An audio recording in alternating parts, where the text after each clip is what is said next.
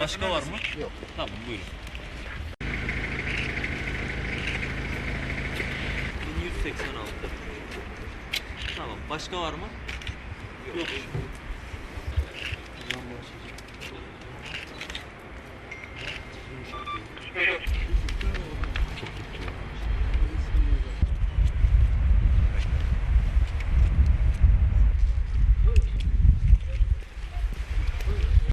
Tamam, geç.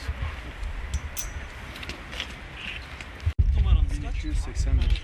1285. 85. Neresi? Eğlence. Eğlenceköy. Tamam. Sandık başkanıyız. Evet. Tamam.